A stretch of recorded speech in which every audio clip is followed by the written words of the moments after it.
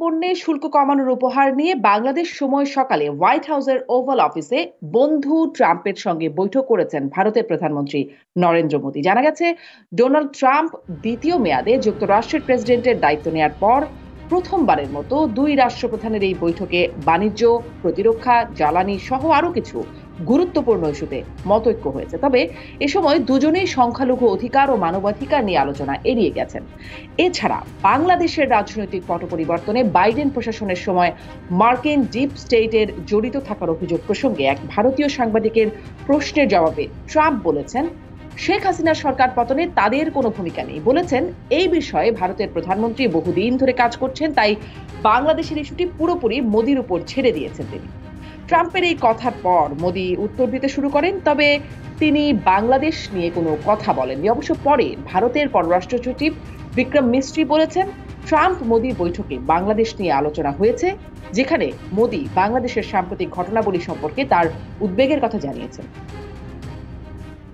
এর সঙ্গে আমাদের ডিপ স্টেটের কোনো ভূমিকা নেই। এই বিষয়টি নিয়ে প্রধানমন্ত্রী দীর্ঘ সময় ধরে কাজ করছেন, এভাবে শত শত বছর ধরে চলে আসছে। খোলাখুলি বললে বলা যায়, আমি বিষয়টি পর্যবেক্ষণ করছি, তবে আমি বাংলাদেশের বিষয়টি প্রধানমন্ত্রীর উপরে ছেড়ে দিচ্ছি। ট্রাম্পের সাথে বৈঠকে বাংলাদেশ নিয়ে মোদির এই উদ্বেগ কি বার্তা দিচ্ছে? এই আলোচনায় আজ দুরালাপে বাংলাদেশ থেকে আমার সাথে যুক্ত আছেন সাবেক রাষ্ট্রদূত এম হুমায়ুন কবির, ভারতের কলকাতা থেকে যুক্ত আছেন ডায়মন্ড হারবার মহিলা বিশ্ববিদ্যালয়ের শিক্ষক ও গবেষক অনিন্দিতা ঘোষাল, এবং যুক্তরাষ্ট্রের নিউ ইয়র্ক থেকে যুক্ত আছেন লেখক ও সাংবাদিক হাসান ফেরদৌস।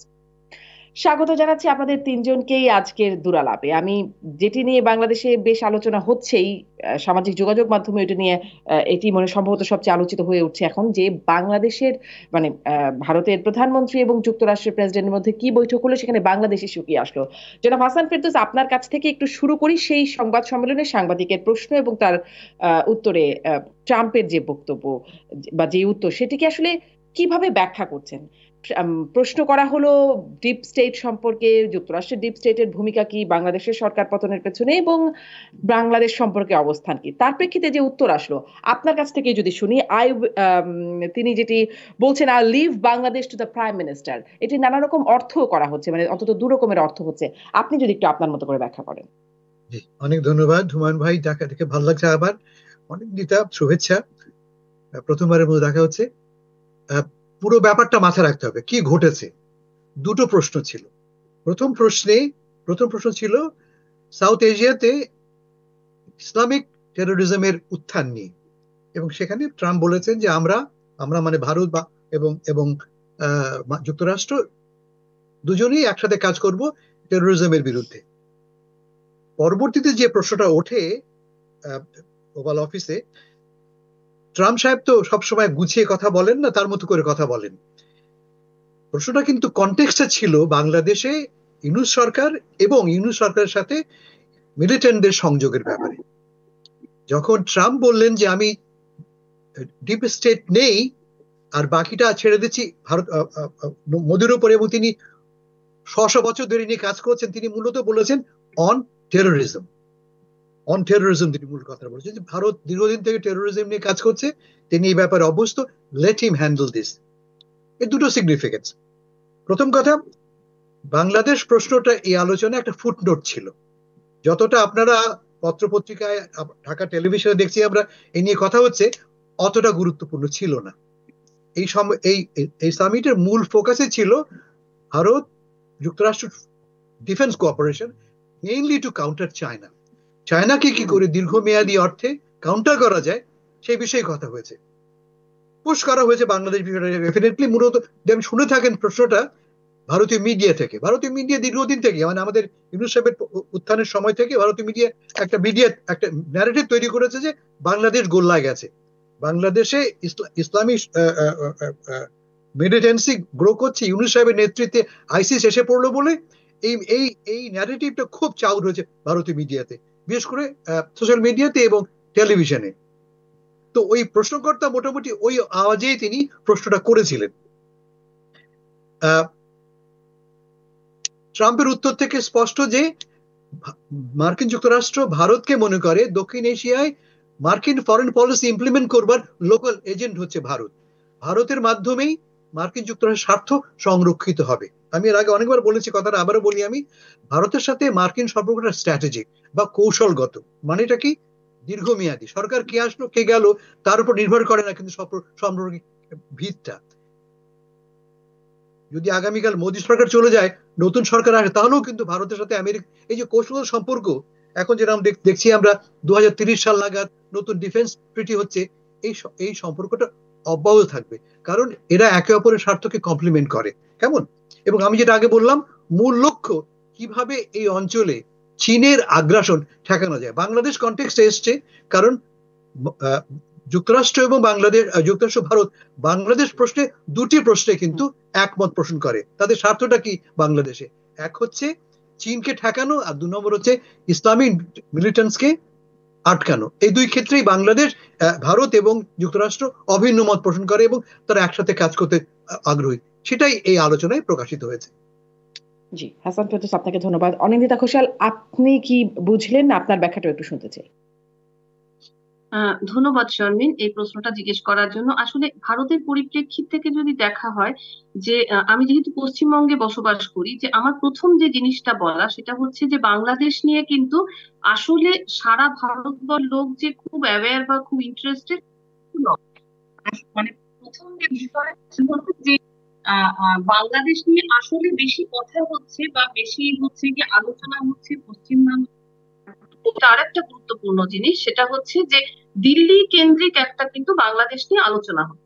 তো আমি যদি বড় করে বড় ক্যানভাসে যদি এই ব্যাপারটাকে দেখি যে এখানকার লোকজন কিন্তু এটা যে শুধুমাত্র একটা বাংলাদেশ এবং ভারতবর্ষের কূটনৈতিক ব্যাপার হিসেবে দেখছে সেটা নয়, তার মধ্যে কিন্তু আরো অনেকগুলো লেয়ার আছে অন্তত ভারতের পরিপ্রেক্ষিত থেকে।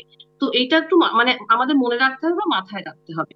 তো এক্ষুনি হাসান ফিরদৌস সাহেব যেটা বললেন আমি ওনার সঙ্গে এগ্রি করি এই এই মতটায় যে কনভারসেশনটা আমরা সবাই দেখেছি যে খুব অল্প সময়ের একটা খুব ছোট্ট কনভারসেশন হয়েছে।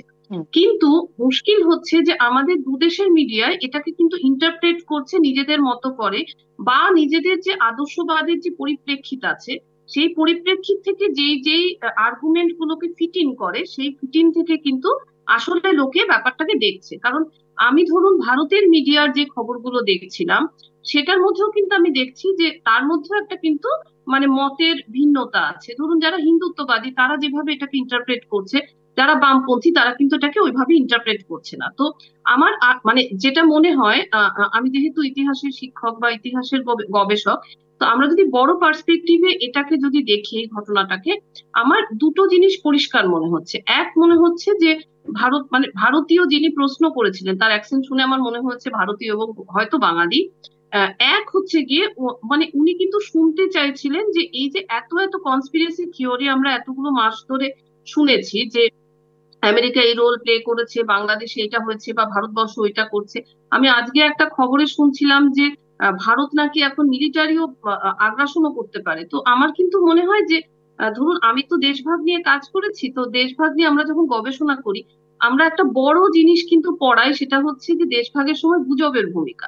তো সেটা খুবই ডেঞ্জারাস। মানে কোল্ড ওয়ারের সময় যেটা ছিল না যে আসল যেটা ঘটছে লোকে অনুমান করছে হয়তো আরো সাংঘাতিক কিছু ঘটছে, আবার প্রতিপক্ষ অনুমান করছে না না আরো সাংঘাতিক কিছু ঘটছে। তো আমার কিন্তু মনে হয় যে আসলে এইটুকু যে ছোট্ট একটা কনভারসেশন বোধহয় 30 সেকেন্ডের, সেটাকে নিয়ে কিন্তু মিডিয়া অনেক বেশি হাইপ করছে এবং সেটা আসলে যত আমরা বাড়াবো তত হচ্ছে গল্পের গরু গাছে উঠবে। সুতরাং আমার মনে হয় যে যারা পলিসি মেকার্স বা যারা হচ্ছে গিয়ে দুটো দেশেই সম্পর্ককে নতুন করে দেখার চেষ্টা করছেন বা ভাবার চেষ্টা করছেন বা পজিটিভ ভাবে ইন্টারপ্রেট করার চেষ্টা করছেন, আমার কিন্তু মনে হয় যে এই ইন্টারপ্রিটেশন গুলোকে বোধহয় ওই রকম ভাবে গুরুত্ব না দেওয়া উচিত। এবং মোদির ওপরে দায়িত্ব ছেড়ে দিচ্ছি মানে সেটা তার তো মানে অনেক হতে পারে। প্রতিবেশী দেশ হিসেবে তার ইন্টারপ্রিটেশন একরকম হতে পারে, বর্ডারের পার্সপেক্টিভ থেকে একরকম হতে পারে, সাউথ এশিয়ান পলিটিক্স এর পার্সপেক্টিভে একরকম হতে পারে। আবার ধরুন আমেরিকার যে একটা আমরা জানি যে আমেরিকার একটা সারা পৃথিবীর উপরে একটা দাদাগিরি আছে, সেটার পার্সপেক্টিভেও কিন্তু হতে পারে। সুতরাং আমার মনে হয় যে মোদি ফিরে আসুন, আমরা পলিসি গুলো একটুখানি দেখি বা দিল্লি কিভাবে ভাবে একটু দেখি, কি ধরনের বার্তা পৌঁছয় দেখি, সেটার সপক্ষে বা বিপক্ষে ইউনূস সরকার কি করেন দেখি, তারপরে হয়তো সিদ্ধান্ত নিলে দুটো দেশের পক্ষে বা দক্ষিণ এশিয়ার রাজনীতির পক্ষে বা নীতিগত ক্ষেত্রে কিন্তু সেটা বোধহয় ইতিবাচক। ধন্যবাদ। জি, অনিন্দিতা ঘোষাল, আপনাকেও ধন্যবাদ। নিশ্চয়ই মানে মোদি এবং ট্রাম্পের মধ্যে বৈঠক হচ্ছে, বাংলাদেশ ইস্যুটা আলোচনায় আসছে এবং বিশেষ রাজনৈতিক পট পরিবর্তনে এজন্যই হয়তো বাংলাদেশের মানুষের মধ্যে, বাংলাদেশের মিডিয়া, সোশ্যাল মিডিয়া এত আগ্রহের জায়গা। জনাব হুমায়ুন কবির, আপনার কাছে একদম প্রশ্নের উত্তরের ভাবার্থ সেটি একটু জানতে চাই, এবং সেখান থেকে আপনার কি মনে হয় কি বার্তা পাওয়া গেল? ধন্যবাদ আপনাকে। আমি আমার আগে যে দুজন আমার সব আলোচক বললেন, হাসান ফেরদৌস এবং অধ্যাপক অনিন্দিতা, হাসান ফেরদৌস বলেছেন যে এটা একটা ফুটনোটের মতো। আমরা যদি পুরো এই সফরটা লক্ষ্য করি তাহলে সেটা কিন্তু একটা প্রেক্ষাপটটা বোঝা দরকার। এটা কিন্তু মোদি দ্বিতীয়বার ক্ষমতায় আসবার পরে তার কিন্তু আগের নীতির চাইতে তার রাষ্ট্র পরিচালনা এবং আন্তর্জাতিক সম্পর্কের ক্ষেত্রে তিনি একটা নতুন ভাবনা নিয়ে এসেছেন, এবং সেই ভাবনার প্রেক্ষাপটটাও মনে রাখা দরকার। তো কাজেই সেই ক্ষেত্রে আমার ধারণা যে ভারত নিজেই, এবং আমি যেটুকু পড়ছিলাম ওয়াশিংটন থেকে বা দিল্লি থেকে কূটনৈতিক বিশ্লেষকরা যেগুলো বলছেন, যে ভারতের জন্যই কিন্তু এখনো বড় একটা চিন্তার কারণ যে মোদি সাহেব বা এই ট্রাম্প প্রশাসনের সাথে তাদের সম্পর্ক কি হবে।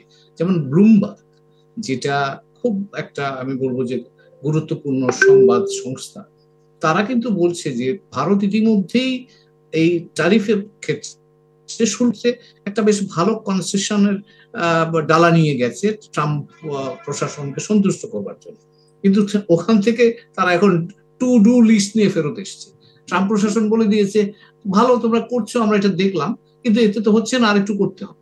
তো এটা হচ্ছে ব্লুমবার্গের, মানে যেটাকে বলা হয় যে ব্যবসা বাণিজ্যের ক্ষেত্রে এটা খুবই নির্ভরযোগ্য সংবাদ পরিবেশ। তো ভারত মার্কিন যুক্তরাষ্ট্র সম্পর্কটাই এখন কিন্তু একটা নূতন বিবর্তনের মধ্য দিয়ে যাচ্ছে। কাজে সেই প্রেক্ষাপটটা আমাদের মনে রাখতে হবে। এবং তার মধ্যে হাসান ফেরদৌস যেটা বললেন যে ভারতের দিক থেকে আমি নিশ্চিত যে এই বিষয়টা আলোচনায় আনা হয়েছে, তার কারণ এখানে ভারত কিন্তু শুধু প্রধানমন্ত্রী মোদী শুধু যে খালি আপনার প্রেসিডেন্ট ট্রাম্পের সাথে কথা বলেছেন তা নয়, কিন্তু national security adviser, intelligence director সবার সাথে কথা বলেছেন, এবং ওই জায়গাগুলোতে কিন্তু এই বিষয়টা আসা অসম্ভব কিছু না। এবং তাদের দ্বিপাক্ষিক আলোচনাতে প্রেসিডেন্ট এবং প্রধানমন্ত্রীর মধ্যে সেখানে হয়তো এসে থাকতে পারে, কিন্তু যে প্রেক্ষাপটে এটা এখন আলোচিত হচ্ছে আমাদের এই অঞ্চলে, এটা যদি বুঝি, এখানে ভারতীয় সাংবাদিক প্রশ্ন করেছিলেন যে এই ক্ষেত্রে ডিপ স্টেটের কোনো ভূমিকা আছে কিনা। তার বক্তব্যটা হচ্ছে যে একটা ষড়যন্ত্র তত্ত্বকে জাস্টিফাই করা বা পক্ষে বক্তব্য পাওয়ার জন্য তিনি এই প্রশ্ন তুলেছিলেন। সেখানে কিন্তু প্রেসিডেন্ট ট্রাম্প পরিষ্কার বলে দিয়েছে এতে আমাদের কোনো ভূমিকা নাই। এবং এটা লক্ষ্য করবেন, এই গত প্রশাসনে, বাইডেন প্রশাসনের যিনি ন্যাশনাল সিকিউরিটি অ্যাডভাইজার ছিলেন সালিভান, তিনি এই গত ট্রাম্প প্রশাসন ক্ষমতায় আসবার আগের সপ্তাহে কিন্তু দিল্লি এসেছিলেন। তখনও কিন্তু তিনি এই কথাটা বলে গেছে যে এখানে আমাদের কোনো ভূমিকা নাই, এবং সেটাই কিন্তু ট্রাম্প সাহেব নিজে, প্রেসিডেন্ট ট্রাম্প নিজে কিন্তু বললেন। এর পরের কথা এর অংশ হিসেবে এসছে, যেহেতু বাংলাদেশ নিয়ে কথা হচ্ছে, তখন তিনি ভারতের প্রধানমন্ত্রী মোদীর কথা বলছেন যে আপ টু হিম, বা উনি এটা হ্যান্ডেল করবেন। এখন সেই ক্ষেত্রে বিরাট নানান রকম আলোচনা হতে পারে, যেটা অনিন্দিতা দিদি বলছিলেন যে এখানে হতে পারে যে ভারতের দিক থেকে যদি বাংলাদেশের ব্যাপারে কোনো ধরনের হার্টবার্ন থাকে বা মনে হয় তারা স্বস্তি বোধ করছে না, সেটা তারা দ্বিপাক্ষিক ভাবে সেটেল করুক, মানে ভারত মিলে এটা কাজটা করুক, সেটা একটা ইন্টারপ্রিটেশন হতে পারে। এবং কেন সেই ইন্টারপ্রিটেশনটার কথা বললাম, কারণ আমি এটুকু বুঝতে পারি, যেহেতু আমি ওয়াশিংটনে কাজ করেছি, যে এই নতুন সরকার, অন্তর্বর্তীকালীন সরকার আসার পরে যখন প্রাথমিকভাবে ভারতীয় মিডিয়া, নাগরিক সমাজের একটা অংশ, রাজনৈতিক বিদদের একটা অংশ, ভারতের সরকারের একটা অংশ বাংলাদেশ সম্পর্কে বিভিন্ন বিভ্রান্তি ছড়াচ্ছিল, তখন কিন্তু বাংলাদেশের দিক থেকে ওয়াশিংটনকে বলা হয়েছিল যে তোমরা একটুখানি ওদের সাথে কথা বলে দেখতে পারো। তখন কিন্তু এই মেসেজটাই তারা দিয়েছিল, দেখো আমরা তোমাদের অবস্থানটা বুঝতে পারছি, কিন্তু ভারতের সাথে ভারত মার্কিন যুক্তরাষ্ট্র সম্পর্ক নিয়ে আমরা প্রচুর ব্যস্ত আছি, তোমরা এটা সেটেল করে নাও তোমাদের দ্বিপাক্ষিক ভাবে। আমার ধারণা একই জিনিস ওখানে আলোচনা হয়েছে, এবং সেই কথাটাই প্রেসিডেন্ট ট্রাম্প প্রধানমন্ত্রী মোদীকে দিয়ে এই ব্যাখ্যাটা করতে চেয়েছে বা এটা দায়িত্ব দিয়েছে। কিন্তু প্রধানমন্ত্রী মোদী কিন্তু তারপরে কোনো কমেন্ট করেননি। করেননি। এবং এখানে আরো একটা কথা বলে রাখি, এখানে এটাও আলোচনা হচ্ছে ওয়াশিংটনের রিপোর্ট থেকেই, যে প্রধানমন্ত্রী মোদী কিন্তু সচরাচর মিডিয়াকে ফেস করেন না, এবং তিনি মাত্র 2টো প্রশ্নের জবাব দিয়েছেন। তো কাছেই ওনার জন্য যে খুব একটা স্বস্তিকর জায়গা সেটা ছিল, সেটাও বলা মুশকিল, কারণ এটা একটা তার ভারতের প্রধানমন্ত্রী, এটা নীতিগতভাবে তার একটা অবস্থা। বাট আমার ধারণা যে বাংলাদেশটা যে পর্যায়ে ওখানে আলোচিত হয়েছে তার থেকে বেশি এখানে আমরা চর্চা করছি। বাংলাদেশ সম্পর্কে আমরা দুই দেশের প্রয়োজন, এবং দুই দেশকে বুঝতে হবে। আমি লাস্ট পয়েন্টটা বলছি, ভারতীয় পররাষ্ট্র সচিব পরে প্রেস কনফারেন্স থেকে বলেছেন, আমরা একটা স্থিতিশীল, প্রগতিশীল, গণতান্ত্রিক বাংলাদেশ দেখতে চাই। আমার ধারণা সে জায়গায় কোনো দ্বিমত নাই। আমরাও বাংলাদেশের দিক থেকে বাংলাদেশকে স্থিতিশীল দেখতে চাই, গণতান্ত্রিক দেখতে চাই, এই অঞ্চলে সক্রিয়ভাবে সকলের সাথে বন্ধুত্ব রক্ষাকারী দেশ হিসেবে দেখতে চাই। এবং ভারতের এটা থাকলে আমি মনে করি, ভারত যদি বাংলাদেশের মানুষের প্রত্যাশাটা মনে রাখে, সমমর্যাদা এবং মর্যাদা এবং সমতার ভিত্তিতে, আমি মনে করি বাংলাদেশ ভারত সম্পর্ক আগামী দিনে এগিয়ে যাওয়ার সুযোগ আছে। হুমায়ুন কবির, আপনাকে ধন্যবাদ। আপনি বলছিলেন যে প্রশ্নটা যে বা এই প্রসঙ্গটা যে খুব স্বস্তির ছিল তাও মনে হয় না। আমি একটু জনাব হাসান ফেরদৌস আপনার কাছ থেকে এই জায়গাটা আসলে কি এই বিষয়টা দুজনের জন্য, ট্রাম্পের জন্য এবং নরেন্দ্র মোদী, তাদের জন্য কি একটু অস্বস্তির ছিল? ট্রাম্প এই প্রশ্নটি ছেড়ে দিলেন মোদির জন্য এবং মোদি বিষয়টি পুরোপুরি এড়িয়ে গেলেন। বাংলাদেশ প্রসঙ্গে একটা বাক্য বা একটা শব্দ তিনি তার যে উত্তর সেখানে উচ্চারণ করলেন। এটা কি আসলে কোনো অস্বস্তির ছিল? এটাও বলা হচ্ছে, মানে এই অস্বস্তির জায়গাটা একটু শুনবো। আবার এই প্রসঙ্গটাও আসছে যে ট্রাম্প বাংলাদেশকে ইগনোর বা মানে পাত্তা দেন নাই বাংলাদেশ সম্পর্কে কথা বলার বিষয়ে, এমনটিও কি বলার কোনো জায়গা আছে কিনা? না, হুমায়ুন ভাই যেটা বলছেন যে মোদি মিডিয়া ফেস করে না, মিডিয়া ফেস করতে তিনি অস্বস্তি বোধ করেন, বাংলাদেশ নিয়ে কথা বলতে নয়, উনি মিডিয়া সাই বলতে পারি আমরা। আর ট্রাম্প এটাকে কোন একটা ইস্যুই মনে করছেন না, তার সামনে অনেক বড় বিষয় সামনে, ভারতের সঙ্গে তার বৃহত্তর একটা পরিপ্রেক্ষিত নিয়ে আলোচনা হচ্ছে। এবং আমি আগেই বলেছি, মূল বিষয়টা দুই দেশের মধ্যে দীর্ঘমেয়াদী সামরিক ও কৌশলগত চুক্তি, যার লক্ষ্য দক্ষিণ পূর্ব সাউথ ইস্ট এশিয়াতে এই এই এই এই এই জোনে চীনকে কিভাবে ঠেকাবো আমরা। লক্ষ্য করে থাকেন কি চুক্তিগুলি হয়েছে, প্রতিটি চুক্তির প্রধান লক্ষ্য হচ্ছে ভারতের সঙ্গে দীর্ঘমেয়াদী সম্পর্ক পোক্ত করা। আমি আবার বলি, দীর্ঘমেয়াদী সম্পর্ক পোক্ত করা। 2030 সাল নাগাদ পর্যন্ত নতুন ডিফেন্স চুক্তি হচ্ছে, ভারতে মার্কিন আধুনিক যুদ্ধাস্ত্র নির্মিত হবে, জেট ইঞ্জিন তৈরি হবে, স্ট্রাইকার ভেহিকল তৈরি হবে, এইসব নিয়ে কথা আলোচনা হচ্ছে। এগুলো হচ্ছে কি ইস্যুস। আমার ধারণা যে আমি না জেনে বলছি, আমার কোনো প্রিভি নেই তথ্যের কাছে, ট্রাম্প বাংলাদেশ নিয়ে কোন রকমের বাড়তি ব্রিফিংও তিনি পাননি আমার ধারণা।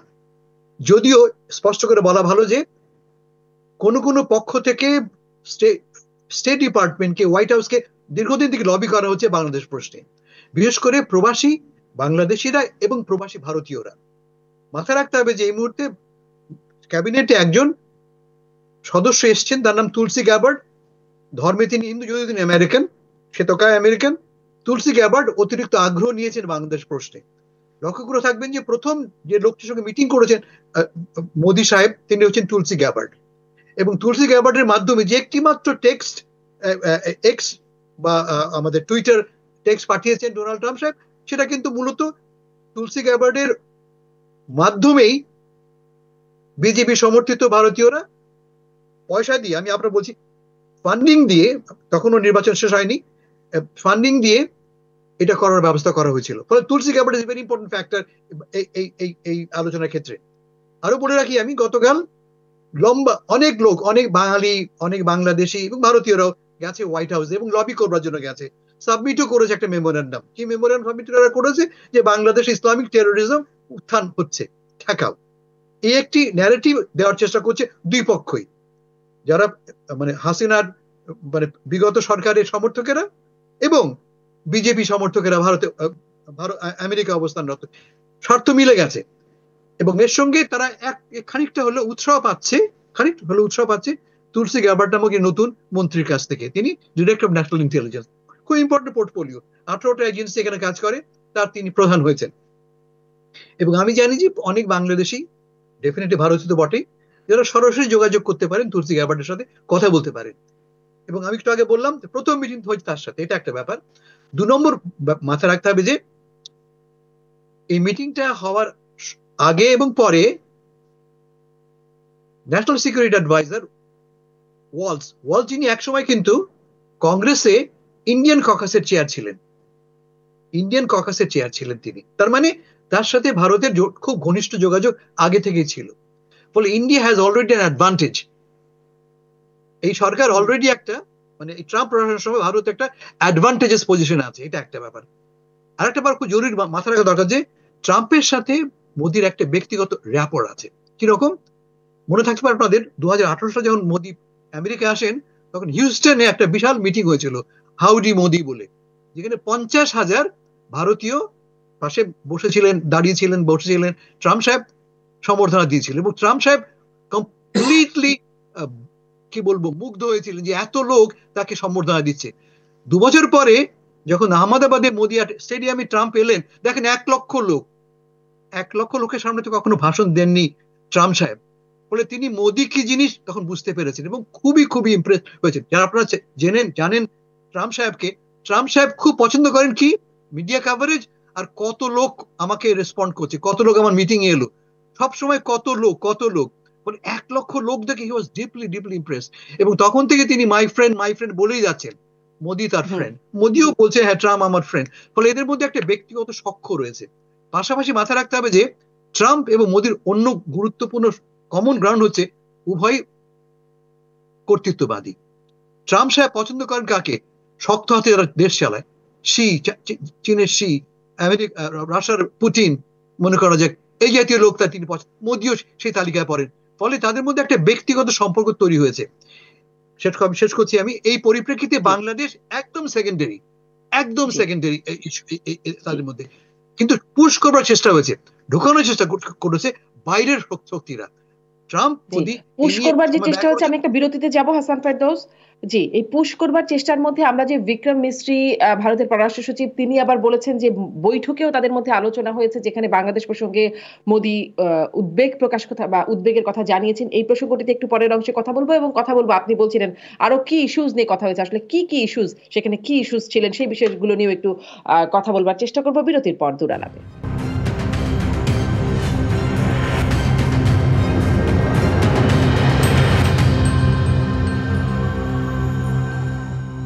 ফিরে এলাম দুরালাপে। যে প্রসঙ্গটিতে কথা বলবো বলে বলছিলাম, অনিন্দিতা ঘোষাল, যেই জায়গাটি আমরা দেখলাম যে প্রশ্নটি সম্পর্কে ট্রাম্প খানিকটা বলেই বললেন যে এটি মানে এই বিষয়টি মোদির উপর তিনি ছেড়ে দিচ্ছেন এবং নরেন্দ্র মোদী তারপর ইউক্রেন রাশিয়া ইস্যুতে কথা বললেন, কিন্তু বাংলাদেশ প্রসঙ্গটি পুরোপুরি এড়িয়ে গেলেন। এটা নিয়ে কেমন আলোচনা বা আপনারা কিভাবে এটিকে ব্যাখ্যা করছেন যে কেন তিনি বিষয়টিতে মানে বাংলাদেশ প্রসঙ্গে একটি শব্দও তিনি বললেন না বা এড়িয়ে গেলেন? এবং বিক্রম মিস্ত্রির যেই বক্তব্য, মানে সাংবাদিকদেরকে যে ব্যাখ্যাটা দিচ্ছেন যে বাংলাদেশ নিয়ে আলোচনা হয়েছে এই বৈঠকে এবং মোদি সেখানে বাংলাদেশের সাম্প্রতিক ঘটনাবলী সম্পর্কে তার মতামত এবং উদ্বেগের কথা জানিয়েছেন। এটিকেও আপনি এবং ভারতীয় গণমাধ্যমগুলো যদি বিশ্লেষণ করে বলেন কেমন ব্যাখ্যা করা হয়েছে, কেন উদ্বেগ বিষয়টি আসছে? দেখুন, আমার মনে হয় ভারতীয় কর্তৃপক্ষের কাছে কিন্তু মানে কেন্দ্রীয় সরকারের যারা অংশ, তাদের কাছে একটা অংশের কাছে কিন্তু এটা একটা অস্বস্তির জায়গা এখনো। বিশেষ করে ভারতীয় মিডিয়ার কাছেও এটা একটা অস্বস্তির জায়গা যে সবার কিন্তু বোধহয় পপুলার লেভেলে মনে হচ্ছে যে শেখ হাসিনাকে ওইভাবে ভারতের আশ্রয় দেওয়াটা ঠিক হলো কিনা, মানে ঠিক হয়নি সেটা কেউ বলছেন না, কিন্তু সবার বোধহয় এটা একটা মনে হচ্ছে যে আশ্রয় দেওয়ার জন্য হতে পারে যে প্রতিবেশী যে দুই দেশ তার মধ্যে হয়তো কোথাও একটা চাপানোতর বেড়েছে। এটা হচ্ছে একটা নাম্বার ওয়ান, একটা গ্রাউন্ড। নাম্বার টু, যেটা ধরুন যেই সময় বাংলাদেশে এবার একটা সাংঘাতিক গণ আন্দোলন হলো এবং আমরা যারা এখানে আছি, ধরুন আমরা যারা টিভিতে দেখেছি বা আমরা যারা ওই কজ গুলোকে সমর্থন করেছিলাম, তো প্রথম কিন্তু ওটাকে ইন্টারপ্রেট করা হচ্ছিল ওইভাবে যে আসলে এটা বাংলাদেশের সংখ্যালঘুদের উপরে ভীষণ আক্রমণ হচ্ছে, বিশেষ করে হিন্দুরা ভীষণ খারাপ আছে, ইত্যাদি ইত্যাদি। তো সেই সময়ও কিন্তু ভারতের গণমাধ্যমের একটা অংশ কিন্তু এটা নিয়ে কথা বলছিল যে ধরুন যারা হিন্দুত্ববাদী রাজনীতি করেন সেই জায়গাগুলোতে তাহলে ভারতবর্ষের যারা মুসলমান যারা সিটিজেন তারা কেমন আছেন? তো এটাও কিন্তু ভারতবর্ষে হতে পারে যে আমরা যেমন সবসময় বলি যে ভারতবর্ষে তো গণতন্ত্রের অনেকগুলো মাত্রা আছে, তো ভারতবর্ষের মধ্যে কিন্তু এই ধরনের অনেকগুলো মতও আছে। তো যেটা আমরা আলোচনা করছি আজকে, যে মোদী কোনো উত্তর দিলেন না এবং চুপ করে রইলেন, তার ধরুন একটা কারণ হয়তো হতে পারে যে দিল্লির কাছে বা ভারতের কাছে এই বিষয়টা অত্যন্ত সেনসিটিভ বা স্পর্শকাতর, সেটা নিয়ে হয়তো সবাই সাবধানে কথা বলছেন, বা প্রধানমন্ত্রী নরেন্দ্র মোদী হয়তো ভেবেছেন যে এই মুহূর্তে কোনো মানে প্রতিক্রিয়া জানানো ঠিক হবে না। তো তার পরবর্তী সময়ে যেটা অফিসিয়ালি প্রেসের কাছে যেটা বলা হয়েছে, হতে পারে যে হয়তো ভেবেচিন্তে যারা পলিসি মেকার তারা হয়তো এই ধরনের একটা মন্তব্য করেছেন, এবং হয়তো সেটা চিন্তার স্তরে আছে। কিন্তু আমার সঙ্গে আজকে যে দুজন আছেন তারা যেটা বলছেন, আমার কিন্তু এটা মনে হয় যে আসলে এই আলোচনায় কিন্তু বাংলাদেশ খুব গুরুত্বপূর্ণ কিছু ছিল না। কারণ যদি বাংলাদেশ খুব গুরুত্বপূর্ণ থাকতো তাহলে কিন্তু মোদী বেশ ক্যাজুয়ালি, কারণ আমরা মোদীকে জানি, মোদী অত্যন্ত পোড় খাওয়া একজন রাজনীতিবিদ, এবং মোদী ধরুন লাস্ট টার্মে মানে চলে যাওয়ার পরে বাইডেন প্রশাসনের কাছ থেকে যে ধরনের ট্রিটমেন্ট পেয়েছেন, ফিরে এসেছেন আবার। সুতরাং মোদী কিন্তু খুব মানে কি বলবো, একটা না জেনে বুঝে খুব কোনো মন্তব্য করেন না, মিডিয়ার কাছে তো একদমই করেন না। তো আমার মনে হয় যে দুজনেই যে সতর্ক ভাবে এটা এড়িয়ে গেলেন, তো তার জন্য বোধহয় দুটো ইন্টারপ্রিটেশন হতে পারে। এক হতে পারে যে ওটাকে অত গুরুত্ব দিচ্ছেন না, দুই হতে পারে যে এখনো ঠিক করেননি যে কি বলবেন, সেজন্য হয়তো বলেননি। কিন্তু পরের যে প্রেস বিবৃতি, আমার কিন্তু মনে হয়েছে ওটা ভেবেচিন্তে দেওয়া হয়েছে, এবং প্রেস বিবৃতিটাকে যদি আমরা দেখি ভালো করে, তাহলে কিন্তু আমার মনে হয়েছে যে আসলে বিবৃতিতে গোটা কোয়েশ্চেনটাকে ওপেন করে রাখা হয়েছে, মানে কোনো সিদ্ধান্ত বলা হয়নি। বলা হয়েছে যে হ্যাঁ এটা নিয়ে আলোচনা হয়েছে, এটা নিয়ে জানানো হয়েছে, এটা নিয়ে বিবৃতি দেওয়া হয়েছে। এবং যে ইস্যুটাকে নিয়ে উনি বলেছেন যে আশঙ্কা বা উদ্বেগ উদ্বেগ প্রকাশ করেছেন, তার মধ্যে খুব রিসেন্টলি যেগুলো ঘটেছে, যেটা নিয়ে এখন ভারতীয় মিডিয়ায় কথা হচ্ছে খুব, বা বিশেষ করে পশ্চিমবঙ্গের মানে যারা বাঙালি আছেন এবং বাংলা খবর করেন, তারা ভীষণ বলছেন যে ধানমন্ডির বাড়ি ভেঙে ফেলা ইত্যাদি ইত্যাদি। তো আমার কিন্তু মনে হচ্ছে কিন্তু ওরকম ভাবে ব্যাপারটাকে রিপ্রেজেন্ট করা হয়নি। সুতরাং হয়তো অতটা গুরুত্ব দিয়ে কিন্তু বাংলাদেশের বিষয়টাকে বলা হয়নি, যেটা আমাদের দু দেশের মিডিয়ার কাছে এখন আমরা অনেক বেশি ইন্টারপ্রেট করার চেষ্টা করি। ধন্যবাদ। জি, আমি একটু জনাব হুমায়ুন কবিরের কাছ থেকে এটা জানতে চাই যে এই উপরে মানে এই কথোপকথন বা সংবাদ সম্মেলনে আমরা যা দেখতে পেলাম, তার উপরে কি জাতিসংঘ তদন্ত কমিটি যে প্রতিবেদনটা একদমই তার আগেই প্রকাশ করলো, ঠিক তার কি কোনো প্রভাব আছে? মানে তারা কিভাবে কথা বলছেন বা কোন বিষয়টা এড়িয়ে যাচ্ছেন, তার উপরে কি সেই প্রতিবেদনের কোনো ইম্প্যাক্ট আছে বলে মনে হয়? ধন্যবাদ আপনাকে। সেই প্রতিবেদন তো বটেই, এটা জাতিসংঘের ফ্যাক্ট ফাইন্ডিং মিশনের ফলাফল, এবং এই রিপোর্টটা যে পরিমাণে বিস্তারিতভাবে বিষয়গুলোকে তুলে এনেছে, এবং এটার একটা গ্লোবাল অডিয়েন্স কিন্তু থাকবে। আমার ধারণা ভারতেও এটার অডিয়েন্স থাকবে, এবং সেখানে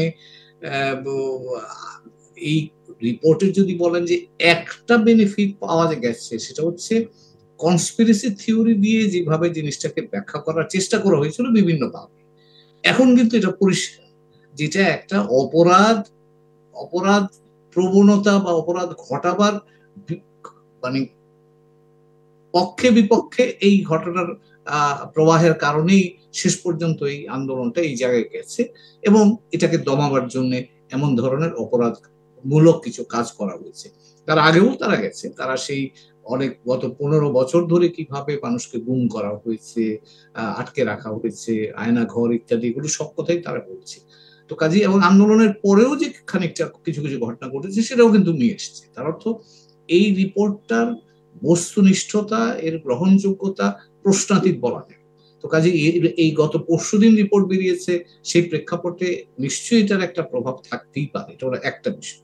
দ্বিতীয় আরেকটা বিষয় এটা আমাদের মনে রাখতে হবে যে ভারত বাংলাদেশ আমরা এমন একটা জায়গায়, এমন ঘনিষ্ঠ প্রতিবেশী যে একজনের স্বার্থ আরেকজনের স্বার্থ থেকে আলাদা করা খুব কঠিন কাজ, এবং যেটা বাংলাদেশের, এবং বিশেষ করে ধরেন নিরাপত্তার বিষয়টা, আমার নিরাপত্তা ভারতের নিরাপত্তা, ভারতের নিরাপত্তা আমার নিরাপত্তা, কারণ আমরা জিওগ্রাফিটা এইরকম যে এটাকে বিচ্ছিন্ন করা খুব কঠিন কাজ, এবং বাংলাদেশ সেই কাজ, ভারতের সেই দিক থেকে ভারতের মধ্যে যদিও বা তাদের মধ্যে এক ধরনের অস্বস্তি আছে, কিন্তু তারা বাংলাদেশকে বাদ দিয়ে কিছু করবে সেই চিন্তা কিন্তু আমার করে বলে আমার মনে হয়। অন্তত আমি নিজে ওই জগতের মানুষ হিসেবে বুঝতে পারি, আমি যদি দিল্লি থাকতাম আমারও তাই হতো, যে তারা বাংলাদেশটাকে তাদের অন্তত বন্ধুত্বপূর্ণ, শেখ হাসিনার আমলে যে বন্ধুত্বপূর্ণ জায়গায় ছিল সেটুকু না হলে কার্যকর একটা সম্পর্ক থাকুক, এটা ভারত চাইবে, সেটা ভারতে যে সরকারি থাকুক, এবং বাংলাদেশ অস্থিতিশীল হোক। আমার যুক্তিতে ভারতের কোন সরকারই এই জিনিসটা চাবার কোনো কারণ নাই। হ্যাঁ, তাদের ইচ্ছা থাকতে পারে যে আমার পক্ষের একটা সরকার বা আমার সাথে ঘনিষ্ঠ একটা সরকার থাকুক, কিন্তু সেটা না থাকলে বাংলাদেশ অস্থিতিশীল হয়ে যাক, সেটা হলে বাংলাদেশের জন্য সমস্যা না, এটা ভারতের জন্য সমস্যা হবে।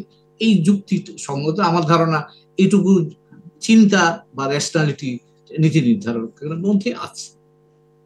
জি, হুমায়ুন কবির, ধন্যবাদ। আমি একই প্রশ্ন জনাব হাসান ফেরদৌস, আপনার কাছে কি মনে হয় বা আপনার বিশ্লেষণটা কেমন? জাতিসংঘ তদন্ত কমিটির যে প্রতিবেদন, তার প্রভাব এই বৈঠকে বাংলাদেশ ইস্যু নিয়ে আলোচনার ক্ষেত্রে কতটা আছে বা আদৌ আছে কিনা? আমি একটু ডিসএগ্রি করছি মোহন ভাইয়ের সাথে যে এই রিপোর্টটা মাত্রই এসছে তখনই মিটিংটা হয়েছে। মিটিং এর প্রস্তুতি আগে থেকে হয়ে গেছে, ব্রিফিং তৈরি, পেপার আগেই তৈরি হয়ে গেছে। ফলে ঠিক এই রিপোর্টটা ধরেই যে কিছু হয়েছে তা কিন্তু নয়, কিন্তু এই রিপোর্টের ইম্প্যাক্টটা অস্বীকার করার উপায় নেই, সেটা এই মুহূর্তে হোক বা দুদিন পরেই হোক। এই রিপোর্টটা কি করলো? একটা গ্লোবাল রিকগনিশন। আপনারা জানেন যে বাংলাদেশে এবং বাংলাদেশের বাইরে অসংখ্য লোক আছে তারা তৈরি এটাকে পুরো ডিসমিস করতে। বাংলাদেশের পুরো একটা ষড়যন্ত্র ঘটেছে। এই যে প্রশ্ন উঠলো ডিপ স্টেট নিয়ে, একটি মাত্র পত্রিকা গ্রে জোন একটা মাত্র মেমোর ভিত্তিতে বলা শুরু করেছে যে এর পেছনে রিপাবলিকান ন্যাশনাল কমিটি কাজ করেছে। এনে লম্বা লেখাও লিখেছি আমি। সেই রিপোর্ট পড়লে আপনারা বুঝবেন যে আসলে এটা একটা একদম বাজে একটা ব্যাপার। কারণ মার্কিন যুক্তরাষ্ট্র চিরকাল পছন্দ করে সেনাবাহিনীর ভিতর দিয়ে যেতে, জনগণের ভিতর দিয়ে নয়। এই আন্দোলনটা ছিল জনগণের আন্দোলন, বিস্ফোরণটা ছিল জনবিস্ফোরণ। কিন্তু আমেরিকা চিরকালই ঢোকে কার মধ্যে দিয়ে? সেনাবাহিনীর ভিতর দিয়ে, জেনারেলের ভিতর দিয়ে। একজন পিনোশে তার জন্য লাভজনক, লক্ষ লোক তার জন্য লাভজনক না। ফলে এই আর্গুমেন্টটা একদমই ফালতু একটা আর্গুমেন্ট। কিন্তু ইন্ডিয়া খুব পছন্দ করছে। ভারতের ব্যাপারটা কি, আমি হুমায়ুন ভাইয়ের সাথে একটু ডিসএগ্রি করি। ভারত খুব গোসাতে আছে, ভারতের লোকেরা, বিশেষ করে পশ্চিমবাংলার লোকেরা, যে এই দেশটাকে আমরা দিয়েছি, সে গিফট ফ্রম আস। আমার সাথে কথা হচ্ছে সলিল ত্রিপাঠীর নাম করা সাংবাদিক, তিনি বলছেন হ্যাঁ এইটি মূল ব্যাপার। ভারতীয়রা মনে করে যে আমরা তো তোমাদের দিলাম স্বাধীনতা ভাবি, সে তোমরা আমার হাসিনাকে এভাবে ফেরত পাঠালে। আমার হাসিনা, তাকে বসিয়েছি আমি। মানে এক ধরনের ওনারশিপ আছে ভারতের বাংলাদেশের ব্যাপারে। সেই বাংলাদেশের মানুষ ভারতকে প্রত্যাখ্যান করলো। গোসাটা হচ্ছে এইখানে। কেমন এই রিপোর্টটা কি করলো আমাদেরকে? রিপোর্টটা আমাদেরকে রিকনফার্ম করলো যে বাংলাদেশে যে দাবিটা আমরা করছি, এই সরকার করছে, মিডিয়াতে করছে, সেটা সত্যি।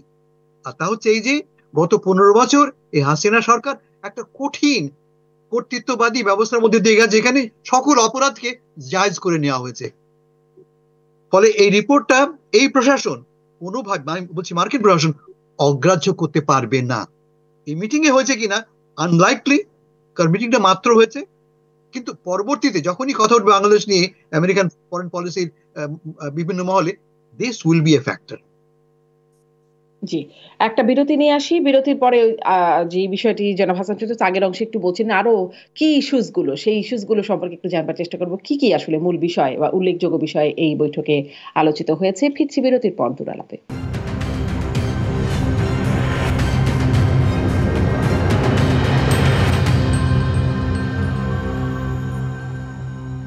ফিরে এলাম দুরালাপে।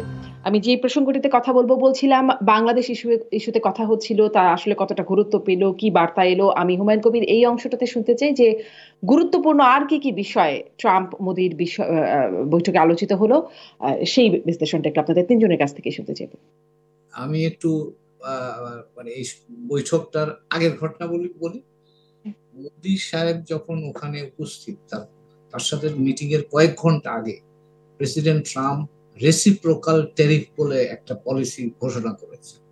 তার অর্থ হচ্ছে যে দেশ মার্কিন যুক্তরাষ্ট্রের বিরুদ্ধে যে পরিমাণ শুল্ক আরোপ করবে মার্কিন যুক্তরাষ্ট্র সেই দেশের সেই পণ্যের এগেনস্টে সেই পরিমাণ শুল্ক আরোপ করবে।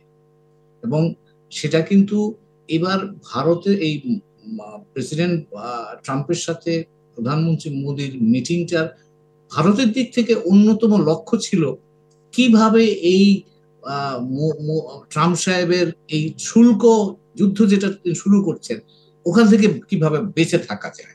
এবং সেই জন্য কিন্তু এবার ভারতের বাজেটে অনেক ক্ষেত্রে রেয়াত দেওয়া হয়েছে বা শুল্ক কমানো হয়েছে যেই বিষয়গুলোতে মার্কিন যুক্তরাষ্ট্র আগ্রহী সেই সকল বিষয়কে টার্গেটে রেখে, এবং এই বাণিজ্য যাতে এই শুল্কের আঘাতে বা শুল্কের চাপে না পড়েন সেই জন্য তারা একটা শপিং লিস্টও নিয়ে গেছেন যে আমরা এই জিনিস তোমাদের কাছে কিনবো, যেমন ধরুন এই যে এনার্জি, তেল কিনবো, গ্যাস কিনবো, এগুলো তালিকা নিয়ে গেছে। কিন্তু এই ঘটনাগুলোর পরেও কিন্তু দেখেন ট্রাম্প প্রশাসন, আপনি যদি দেখেন এই যে জয়েন্ট স্টেটমেন্ট যেটা এসছে তার প্রথম লাইন হচ্ছে, উপরের দুইটা বিষয় হচ্ছে, একটা হচ্ছে ডিফেন্স আর একটা হচ্ছে ট্রেড রিলেটেড, অর্থাৎ বাণিজ্য। ট্রাম্প প্রশাসন আমরা নিজে দেখেওছি তো প্রেস কনফারেন্সে ট্রাম্প একদিকে দাঁড়ানো প্রধানমন্ত্রী মোদির দাঁড়িয়ে সামনেই তো বলছেন যে ভারত হচ্ছে সবচেয়ে বেশি 65-60% ট্যাক্স আরোপ করে। তো এবং সেই ডকুমেন্টটা পড়ে তিনি বলছিলেন। তো কাজেই ভারত কিন্তু এখনো এই ট্রাম্প সাহেবের শুল্ক টার্গেটের বা নিশানার মধ্যে আছেন কিন্তু, এবং সেই বিষয়গুলো নিয়েই এবং ট্রাম্প প্রশাসনের দিক থেকে মোদি প্রশাসনের দিক থেকে চেষ্টা করা হচ্ছে যে একটা বাণিজ্য চুক্তির মাধ্যমে এই জটিলতাটাকে কিভাবে এড়িয়ে যাওয়া যায়। এবং তারা ঘোষণা করেছেন যে আগামী 5 বছরের মধ্যে $500 বিলিয়ন দুই দেশের বাণিজ্যকে নিয়ে যাবেন, বাণিজ্য চুক্তি হবে ইত্যাদি ইত্যাদি, এই আলোচনা শুরু হবে। সেকেন্ড এরিয়া যেটা একটু আগে হাসান সাহেব বলছিলেন যে ডিফেন্স, মার্কিন যুক্তরাষ্ট্র ভারতের বাজারের প্রতি যাতে আগ্রহ আছে, সেখানে অন্যতম যেটা হচ্ছে টেকনোলজি ট্রান্সফার, ডিফেন্স ইকুইপমেন্ট বিক্রি করা, F-35 এক একটা $500 মিলিয়ন এক একটা যুদ্ধ প্লেন, এখন এগুলো তারা বিক্রি করতে চাচ্ছে। তো ভারত একটা বড় বাজার, এটা মার্কিন যুক্তরাষ্ট্র ভালো করেই জানেন, এবং ট্রাম্প প্রশাসনের অন্যতম প্রধান উদ্দেশ্য হচ্ছে এই ভারতের বাজারে যাওয়া এবং মার্কিন কোম্পানিগুলোর জন্য ভারতীয় বাজার উন্মুক্ত করে বা উন্মুক্তভাবে খুঁজে পাওয়া। তো এখানে এবং টেকনোলজি ট্রান্সফার, কোলাবোরেশন, এসব বিষয় নিয়ে তারা কথাবার্তা বলেছেন। কিন্তু মূলত দুইটা বিষয় ছিল, একটা হচ্ছে এই শুল্ক এবং বাণিজ্য সংক্রান্ত, আর একটা হচ্ছে ডিফেন্স কোঅপারেশন সংক্রান্ত। এই দুটোই ছিল মূল বিষয়, আর বাকিগুলো অন্যান্য ছোটখাটো বিষয় আছে, সেটা আমি আপাতত থামলাম। হাসান ফেরদৌস সাহেব। ধন্যবাদ হুমায়ুন কবির। অনিন্দিতা ঘোষাল। হুমায়ুন কবির স্যার তো বলেই দিলেন যেগুলো মূল বিষয় আছে। আমার একটা জিনিস মনে হয়, আমি ছোট করে বলি, আমার মনে হয় যে আমরা ধনতান্ত্রিক দেশ বলে যেটাকে বলি বা যেটাকে বুঝি, তো আসলে কিন্তু মার্কিন যুক্তরাষ্ট্র হচ্ছে ধনতান্ত্রিক দেশ। এবং আমরা যদি ধরুন মার্কিন যুক্তরাষ্ট্র যিনি শাসক হিসেবে থাকুন, তিনি যেই দলেরই থাকুন বা যেই দলেরই তিনি প্রেসিডেন্ট হন, প্রাইম মিনিস্টার হন, আমরা কিন্তু দেখি ওদের কাছে কিন্তু সবসময় ওই যে অর্থনীতির যে ব্যাপারটা, সেটা কিন্তু একটা সবসময় খুব গুরুত্বপূর্ণ জিনিস হয়। এবং তাতে ধরুন আমরা সবাই যেমন ওপেনলি বলেন যে নরেন্দ্র মোদী আর ট্রাম্প খুব বন্ধু, কিন্তু আমি দেখেছি ওই বন্ধুত্বের মধ্যে অর্থনীতির যে জায়গাটা, সেটা কিন্তু ট্রাম্প মানে সেই অর্থে বাংলায় যেটাকে আমরা বলি, উনি কিন্তু রেয়াত করেননি বন্ধুর জন্য। উনি কিন্তু পরিষ্কার করে বরং পয়েন্ট আউট করেছেন যে এরা কিন্তু শুল্ক নিয়ে করছে, ভারতকে আরো রিভাইজ করতে হবে, এরকম একটা কিন্তু উনি সরাসরি বার্তা দিয়েছেন যে বন্ধু মানে যে এই জায়গাটা ছেড়ে দেওয়া হবে সেরকম কিন্তু কিছু না। এখন ধরুন সেটার ইন্টারপ্রিটেশন কিভাবে করা হচ্ছে, বা ধরুন এই যে বাংলাদেশ নিয়ে ট্রাম্প কথা বললেন না, সেটারও কিন্তু একটা বড় কারণ হতে পারে যে যেহেতু ট্রাম্প ব্যাপারটাকে দেখছেন যে দক্ষিণ এশিয়ার রাজনীতি, চীন কোথায়, ভারত কোথায়, কার সঙ্গে কার কোলাবোরেট করলে, যেমন আমরা জানি যে মানে এই চ্যাট জিপিটির জায়গায় হচ্ছে যে আরেকটা মানে মানে কি বলবো এআই চলে এসছে, যেটা নিয়ে হচ্ছে এখন সারা পৃথিবীতে সবাই খুব টেনশনে আছে যে চায়না কি করে এত কম টাকায় ওরকম একটা সার্ভিস দিয়ে দিচ্ছে। সুতরাং ওদের বাজারের জন্য সেটা খুব বিপজ্জনক হয়ে উঠতে পারে বা ক্ষতিকর হয়ে উঠতে পারে বা চ্যালেঞ্জ করতে পারে। তো ভারতবর্ষ তো এখনো ওরকম চ্যালেঞ্জ করার মতো জায়গায় নেই, এবং ভারতবর্ষের বিরাট বাজার, এবং ভারতবর্ষের মধ্যে একটা অদ্ভুত অন্যরকম ডাইভার্সিটি আছে যেটা তো অন্য দেশে সেই অর্থে নেই। তো আমার কিন্তু মনে হয় এই সবগুলো ফ্যাক্টর কিন্তু সব মিলিয়ে এই কনভারসেশনকে কিন্তু খানিকটা হলেও ইনফ্লুয়েন্স করেছে। এবং একটু আগে হাসান ফিরদৌস সাহেব যেটা বলছিলেন যে যে কনভারসেশন গুলোর কথা এখন আমরা বলছি, আজকেও আলোচনা করছি, বা ধরুন আমাদের মনে হয়েছে যে এইটার ইন্টারপ্রিটেশন এই হতে পারে, ওটার ইন্টারপ্রিটেশন সেই হতে পারে, এই গোটা জিনিসটা কিন্তু অন্তত গত 2 সপ্তাহ ধরে সবচেয়ে বড় তাবড় যারা পলিসি মেকার, যারা ইকোনমিস্ট, তারা কিন্তু বিরাট মাথা ঘামিয়ে এই এজেন্ডা গুলোকে তৈরি করেছে। এবং তারা কিন্তু ভেবেছে যে এটার উত্তর কি হতে পারে, এটার উত্তর যদি এ হয় তাহলে আমরা বির পথে হাঁটবো, যদি এ বি দুটোই হয়ে যায় তাহলে আমরা সির পথে হাঁটবো। সুতরাং দুটো দেশের যারা বেস্ট ব্রেনস তাদেরকে কিন্তু মানে কাইন্ড অফ হায়ার করে এই জিনিসগুলোকে তৈরি করা হয়েছে। তো আমরা খালি চোখে বা খোলা মনে যেটাকে যেভাবে ভাবছি বা ইন্টারপ্রেট করছি, আসলে কিন্তু হতে পারে যে দুটো দেশের পার্সপেক্টিভ সম্পূর্ণ আলাদা, এবং ইংরেজিতে আমরা যেটাকে বলি পয়েন্ট অফ বার্গেন যেটা করা হয় সেটাও কিন্তু হয়তো আলাদা। সুতরাং ধন্যবাদ আপনাকে। হুমায়ুন কবির মনে হয় একটু 10 সেকেন্ডে যোগ করেন, আমি 1 মিনিট দিতে পারবো হাসান ফেরদৌসের জন্য। 10 সেকেন্ডে যদি বলেন হুমায়ুন কবির। আমরা সবাই দেখেছি যেটা এখন কিন্তু বিগ পাওয়ার ট্রাম্প ও প্রেস কনফারেন্সে বলেছে, রাশিয়ার কথা বলেছেন, চীনের কথা বলেছেন, মার্কিন যুক্তরাষ্ট্রের কথা বলেছেন। তিনি কিন্তু বিগ খেলাটা খেলছেন এবং ইউক্রেনের ক্ষেত্রে তিনি চীনের সাহায্যের কথা বলেছেন, ভারত চীনের ক্ষেত্রে সীমান্ত সমস্যা সমাধানের জন্য তিনি দুতিয়ালি করার কথা বলেছেন। আপনি লক্ষ্য করেন কিন্তু চীন এবং ভারতের জন্য অস্বস্তির জায়গা কিন্তু এখানটায় যে ভবিষ্যতে মার্কিন চীন সম্পর্ক কি হবে। জনাব হাসান ফেরদৌসের কাছে 1 মিনিট। এই পুরো আলোচনাটার পরিপ্রেক্ষিতটা হচ্ছে, ব্যাকগ্রাউন্ড হচ্ছে চীনকে কিভাবে ঠেকানো যায়। মার্কিন যুক্তরাষ্ট্রের বর্তমান ফরেন পলিসির সেন্ট্রাল ইস্যু হচ্ছে, সেন্ট্রাল চ্যালেঞ্জ হচ্ছে চীনকে ঠেকানো, এবং চীন ঠেকানোতে একটা বড় ফ্যাক্টর ভারত বলে ভাবা হচ্ছে। আর একটা পরে শেষ করি আমি, চীন হচ্ছে বিশ্বের সুপার মার্কেট, সব চীনে হয়। এই চীনের উপরে ডিপেন্ডেন্স কিভাবে কমাতে পারে মার্কিন যুক্তরাষ্ট্র, তা নিয়ে তারা চেষ্টা করছে কয়েক বছর ধরে। এন্ড ভারত হয়ে পড়েছে বিকল্প। চীনের বিকল্প হতে পারে ভারত। লক্ষ্য করে দেখবেন, এই যে ইলন মাস্ক স্টার্লিং চাচ্ছে নিয়ে যেতে ভারতে, টেসলা ভারতে তৈরি হবে, তার মানে ভারতটা will become the next China, সেই লক্ষ্যে কাজ করছে। ফলে ছবিটা হচ্ছে এইরকম যে এই দুই দেশ লম্বা স্ট্র্যাটেজিক একটা পার্টনারশিপে যাচ্ছে। এই মিটিং সেই নিয়েই ছিল। অনেক ধন্যবাদ। আজকের মতো শেষ করি। হাসান ফেরদৌস, হুমায়ুন কবির, অনিন্দিতা ঘোষাল, আপনাদের তিনজনকে ধন্যবাদ। দর্শক সাথে থাকবার জন্য আজকের মতো বিদায়।